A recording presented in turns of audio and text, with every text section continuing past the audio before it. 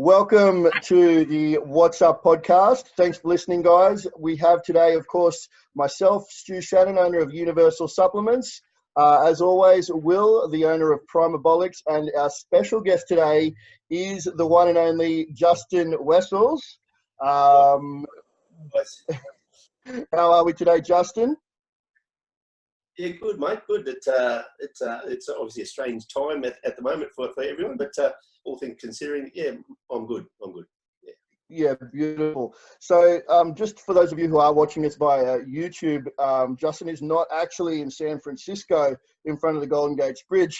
He's managed to pull up a pretty fancy little background there and can't figure out how to get rid of it. So he's not overseas, in case anyone's wondering. But Justin, your career has been, lengthy to say the least. I believe you debuted in 1994 and kind of ruled the ranks of NABA in Australia anyway for, the best part of the late 90s, early 2000s, right into the mid 2000s. Can you tell us a little bit about your story, kind of where you came from and, sort of how you've managed to sort of achieve so much? Well, yeah, look, when you mentioned the 1994 debut first comp, it seems like a lifetime ago. But look, I'm a territory boy, born and bred Darwin. That's where I grew up, and that's where I started my weight training at a local PCYC up there. And we only ever had NABA in the Northern Territory for many, many, many years. So you stick to what you got and what you know. So we from school started to train. At young blokes like lifting weights. I love lifting weights. Always enjoyed training, still do. I never had any initial desires on being a bodybuilder or anything like that.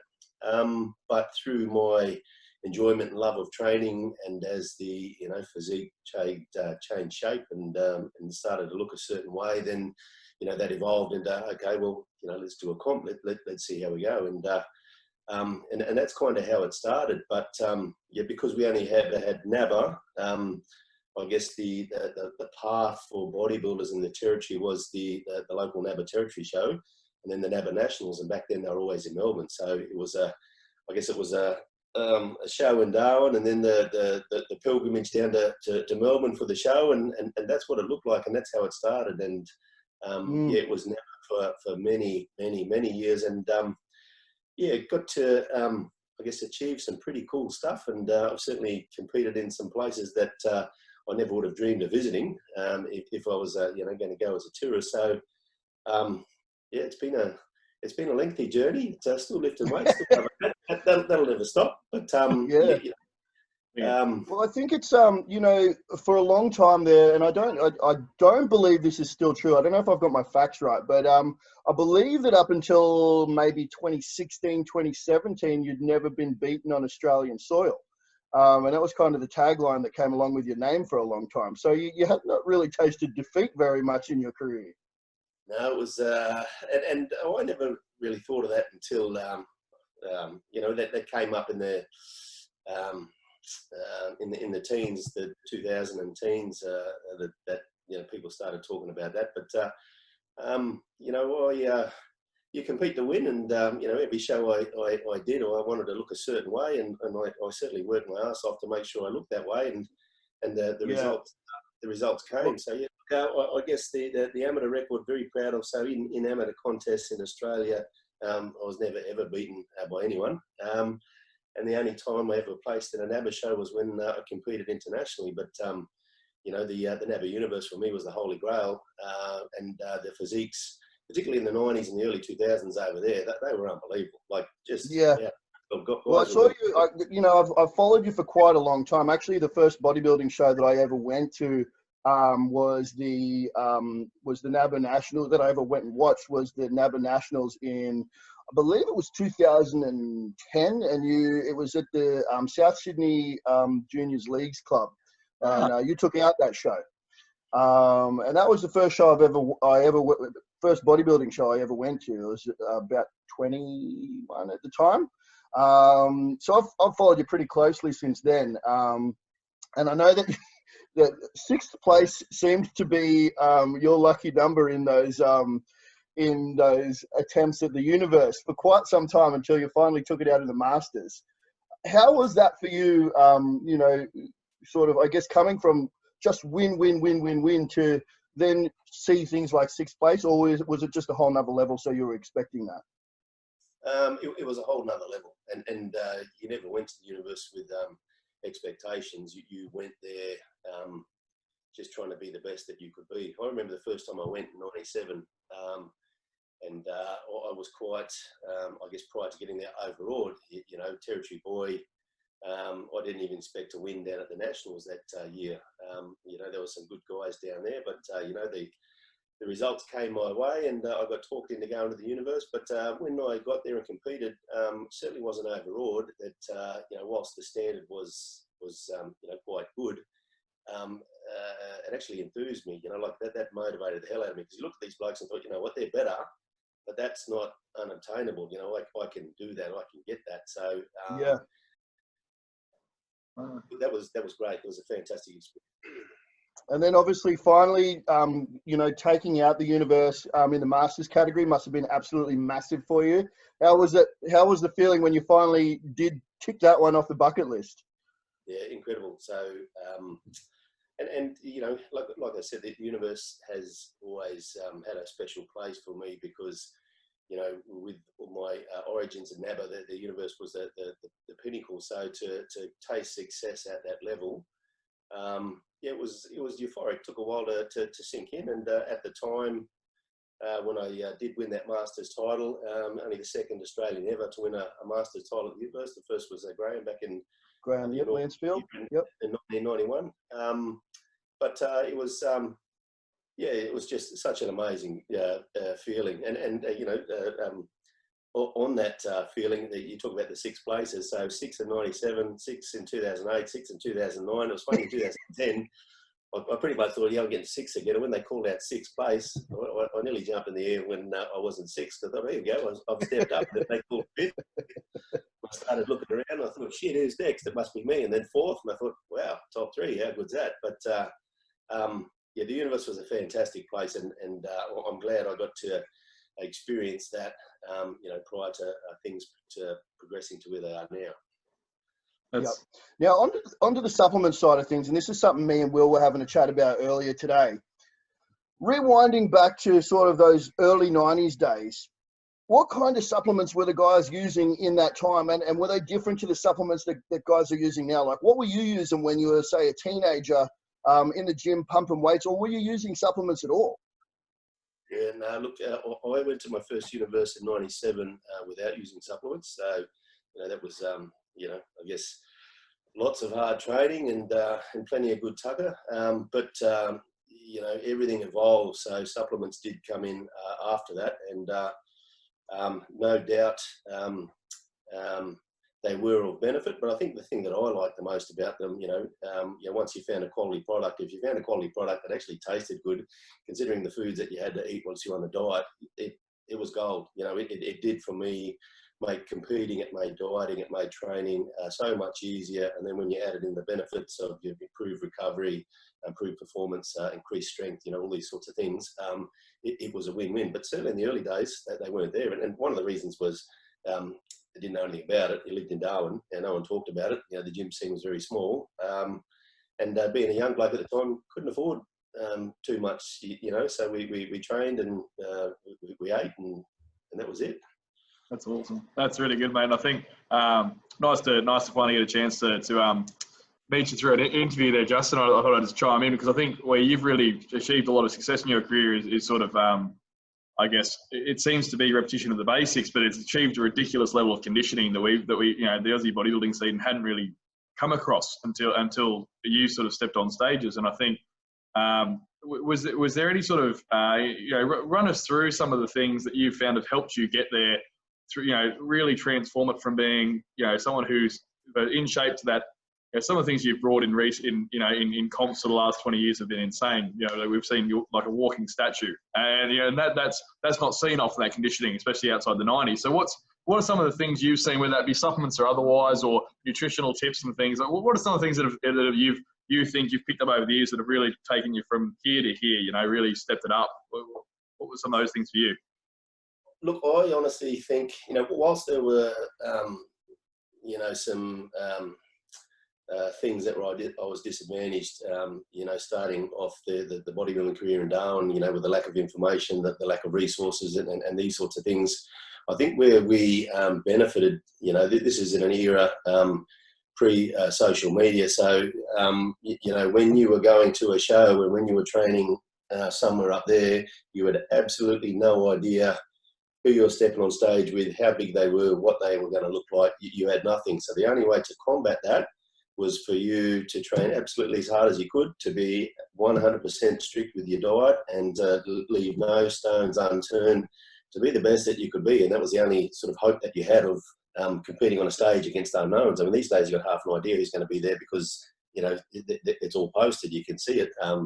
So I think that mindset established, you know, quite a solid and meticulous work ethic. And mate, I never cut corners, you know, and I think that's what set me up in the years to come with the things that I've managed to do and the improvements in their condition. So, you know, you as you become educated, your diet improves, and with the you know, the implementation of some select supplements, you know, I felt that we could improve upon that again. But I think the early days where I wasn't surrounded by, you know, anyone or anything, we just, you know, worked hard at what we wanted to do. I think that's what set it all up. That was the foundation. Yeah. You've been with Gentek for forever, as far as I can tell. Yeah. You know, it's obviously a brand that you're passionate about, and another high quality Australian brand making some phenomenal products. Before you sort of got on the scene with Gentek, was there any products you were using before that, or really it was the Gentek sort of movement that made you get into supplements? No. Well, I did embark upon the supplement scene prior to Gentek, but not with a lot of knowledge. So back then, a lot of the supplements that I used come down to price, and it come down to taste effectively. So I always enjoyed, you know, a whey protein, but never had any one brand that I preferred.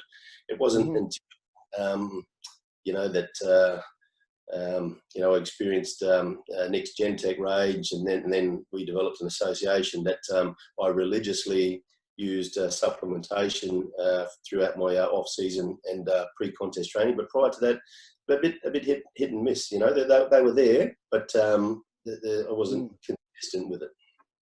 See, I started training myself when I was about 16 years old, so about 15 or 16 years ago now myself. And even then, the supplements that a lot of the guys were using at my local gym were totally different to what they're using now. We used to use, there was three main supplements that the bodybuilders in my area were using anyway. It was creatine, protein, and HMB. And that was kind of like the three stack at the time. Are these kind of compounds that you started with as well, or you were just more of a protein guy and that was it? You didn't dabble in the creatine and the HMB? The creatine did come in, but that was later. When I started, they were pushing things like inosine. Remember that used to be a standalone? Yeah. So Wow. there were things like that. There used to be amino acid capsules to take. Also, and I actually can't remember whether they were, you know, in your BCA format or what they were, but they were pushing a lot of things like that, and all sorts of proteins. But your flavor options used to be chocolate or chocolate, right? And even at that, it tasted pretty bad. You bought the ones that tasted good, so that they would have been, you know, full of all the wrong sorts of stuff. And like I said, a lot of the time was dependent upon price. But they were the sort of things that were back there. But that definitely evolved. I did become a fan of creatine there for a while, and I was religiously, you know, having that with a fruit juice on a regular basis. And I did find that helped. And as with anything, you know, that it's I guess it's it's a two-way thing. You know, one, you actually experience a physical benefit for it, but two is the headspace. You know, if you honestly believe that something's giving you an advantage, that goes hand in hand with the other. Massively. Yeah, there's almost I think putting yourself, particularly when you're in something as stressful as a comp prep and going to the Gentek. Nick actually adjudicated my NABA show that I did last year. Funnily enough, he was one that actually was the adjudicator for both shows. Funnily enough, so he's sort of a forefather in the game as well for ourselves. And it's really awesome to see other good Aussie guys killing it. Obviously, he's been going 5 years this year. He's been going significantly longer than I have in the industry, but it's really great to see that he's a preacher as well of the basics. I think, and he achieved in his own right remarkable physique off that. And I think, the things that you've mentioned here, what strikes me is it's not revolutionary combinations of hundreds of things by the sounds, but it seems to be, just consistency, doing things repeatedly and just sticking to it religiously. That seems to be a few good things that, help: protein, creatine, the real, what we consider now sort of, with how much we have on the market now in the basic stuff that they work. And you apply them just consistently. So it seems that it's, it's funny that it's not always Stu and I, we'll geek out on formulas and talk different different supplements all day long, but sometimes it's just do the basics and apply them regularly, and you'll shine. So that's interesting to hear, actually, for someone who's achieved what you have, that it's it's come from the good old creatines and the proteins and keeping it simple but keeping it consistent. So it's that's something that I'd probably like to ask as well, Justin, is fast forward to now, what does your supplement regime look like today? Look, I still enjoy a quality whey protein post-training, whether that's off-season or pre-contest. In the absence of a multivitamin, I still like to use a green supplement. I still enjoy the use of creatine. I probably these days supplement more with carbs intra-workout than what I ever have done before, but I think part of the reason, I do enjoy what I feel is an extra pump with carbs intra-workout training, aminos intra-workout training, whether it's a placebo or not, I honestly feel that in the days following training, I'm not quite as sore. But the other thing is, a water bottle full of water or a water bottle full of flavoured aminos, I know what I'm going to pick. They taste good. The workout's a little bit more fun. And the quality that's out there these days, for me, it's a no-brainer. But again, it's still very basic. I don't take a lot of stuff, but some of Nick's formulations, probably a bit like you guys, he has his standalone products, but he's also got his formulas, and some of his formulas have got a few other bits and pieces in there, and they're formulated for a specific purpose, and I find that they all have a place. Well, I know you're a fan of P2P. I think I saw an interview with you somewhere along the line where you were talking about P2P, but essentially a combination of maltodextrin, creatine, glutamine, your amino acids, vitamin C, chromium. You've got chromium in there. I believe there's a bit of calcium as well, but essentially creatine, glutamine, BCAAs, and carbs. That's your intra-workout stack, yeah? And you prefer a maltodextrin over something like a highly branched cyclic dextrin, or it doesn't matter to you? Oh, look, it doesn't matter. I like the malto. It doesn't have a bad taste. It doesn't leave an aftertaste in your mouth. It dissolves and water. It digests well with me. So it's easy. Interesting. And I think that's a really good. While you're mentioning carbs there, Justin, as well, I think through the particularly from the I guess more the classic year in the 70s, 80s, and through 90s and so on, you would have seen it a big shift, I think, in sort of people's focus on carbs, particularly now where in more modern times, obviously the keto evangelists have had a big pay, but more in the Arnold era and so on, it was very much quite high fats actually. When you look back at their diets, it was ground beef, whole eggs, it was lots of burger patties and so on, and steak, red meat. It was pretty much just protein and fats with a little bit of carbs thrown in there, and it sort of evolved over time and changed. How have you found your nutrition's changed over years as well? When you mentioned carbs intra-workout more than you ever have before, is that is that something you've introduced only recently, or did you always have carbs pre, intra, or post? And what do you think? Yeah, what made you change? No, certainly in the first half of the bodybuilding career, you know, and I've been 94. I definitely didn't play with carbs in and around the workouts, and part of that was just I guess a lack of knowledge, but I didn't do that. But certainly, you know, in the last 10 or 12 years, that has played a part. Interesting enough, I actually never had a lot of fats in my diet. For me, I was always a protein carbs guy, and you know, manipulating the carbs up or down, I always found was how I could tweak my condition. It's only again in the last 6 or 8 years that I started to play with the fats a bit more, and I found that they've actually had a positive place in the diet as well. Still have the carbs, and on the dieting side of things for me over the years, that I actually don't go zero carb. You know, so in pre-contest, you know, I have heard people talk about, wow, it looks like that, you know, you mustn't eat carbs for fucking months, or, you know, but no, carbs are in there all the time. Never go zero carb. But well, I was having a similar I was having a similar conversation with Milos Sarcev about contest, and he said the same thing. He pushed carbs right up until contest, and you know, it's something that a lot of the 90s guys actually, or some of the 90s guys did anyway. Milos did, so he was never afraid of carbs. And I think sometimes carbs can strike fear in people, you know, just the word carbs, and people all of a sudden think, oh no, fat storage, you know, sound the alarm bells. But carbs really can be your friend and not necessarily your enemy, especially when we're talking about forcing glycogen into the muscles for a show and that sort of thing. So yeah, definitely something that you know, I was interested to hear about your take on, and definitely excited to hear that you pushed carbs right up into the show. So just to shift gears a little bit though, Justin, I know that you're both Will and I are dads. I've got a 2-year-old son. Will, you've got your daughter's two in as July. well? Yep. So we've both got young children, and I know that you've just joined the club. How are you finding it with a newborn in the house, and how are you managing stress at the moment? Mate, my stress levels are pretty good. Well, what it has highlighted for me though, having a newborn, is that I've got no idea. That's what it's highlighted. And as you know, with a newborn, if you guys got 2-year-olds, you can give me plenty of advice. But you know, the best laid plans go out the window with a newborn.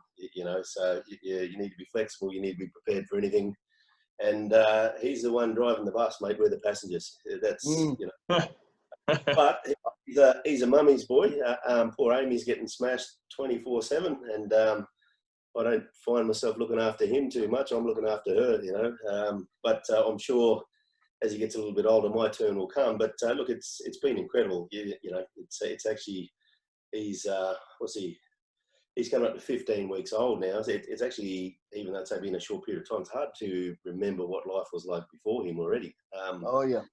But look, I find, I think the reason that there's not too much stress on my part is because of what I've achieved, both with my career and both with the bodybuilding. I think if there was a lot of things that I still wanted to do, there might be a bit of stress involved, because well, how do I achieve that with the little bloke? But being an older dad, particularly when I look at some of the younger blokes I work with who, you know, still want to do this and this and this, and I can sit back and say, well, boys, I've done that. Now I just want to be a dad.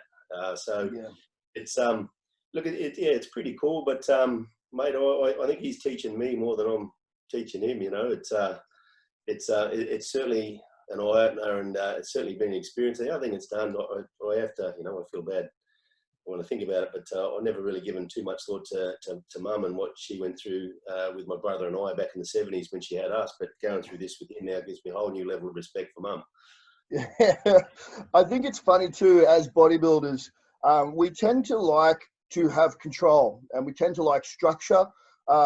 We like to, you know, when we set out to do something, and when we set out a plan, we like things to work the way that they're supposed to work. But with babies, it just doesn't happen, right? You know, like as you said, you can have you've always got in your head about the kind of parent you're going to be. And you've always got in your head, you know, that's not going to be my child, and, you know, mine will be doing this. And you read all the books, and you do everything you should do, and it just doesn't work out that way, right?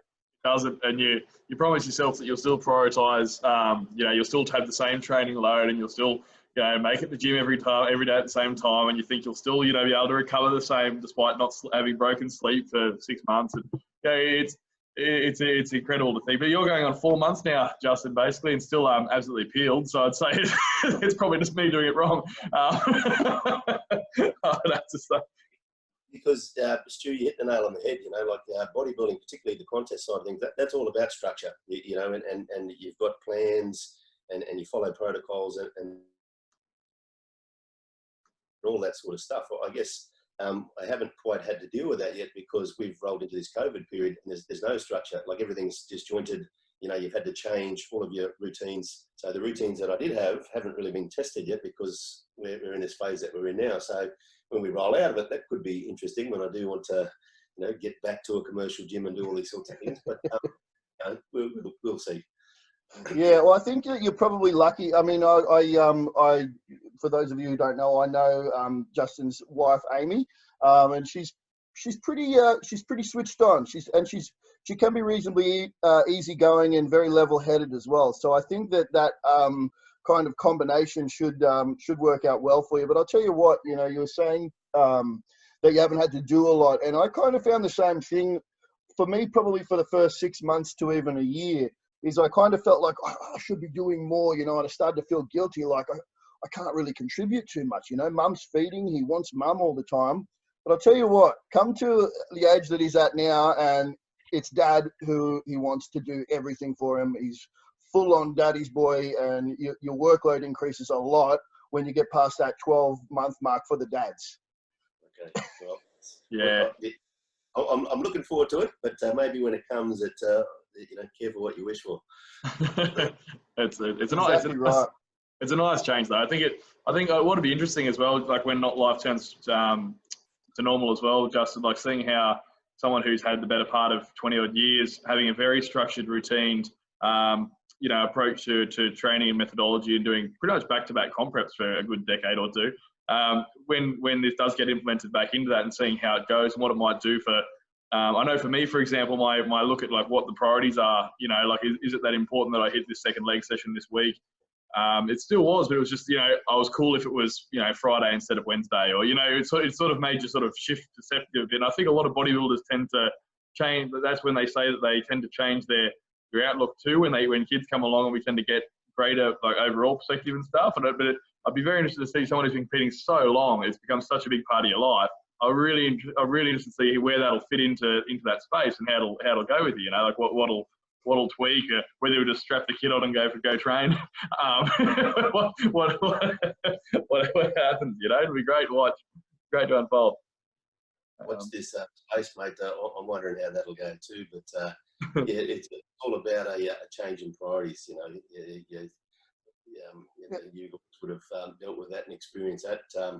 But look, we're talking about bodybuilders, and let's be honest, most bodybuilders have a pretty skewed perspective on life. So we do. Fingers crossed that I can do the right thing. Yeah. I think you'll be pretty right, mate. I've got mates who couldn't maintain any structure, and I've got mates who maintained a lot of structure. And you only have to look at your conditioning in pretty much every comp you've ever competed in to see that you should be able to sort something out there. I just want to throw you a bit of a curveball question though, and it's something that I ask every bodybuilder who has a newborn, because there's this there's kind of this I don't know what you'd call it, but I guess a bit of a talk about breast milk being beneficial for bodybuilders.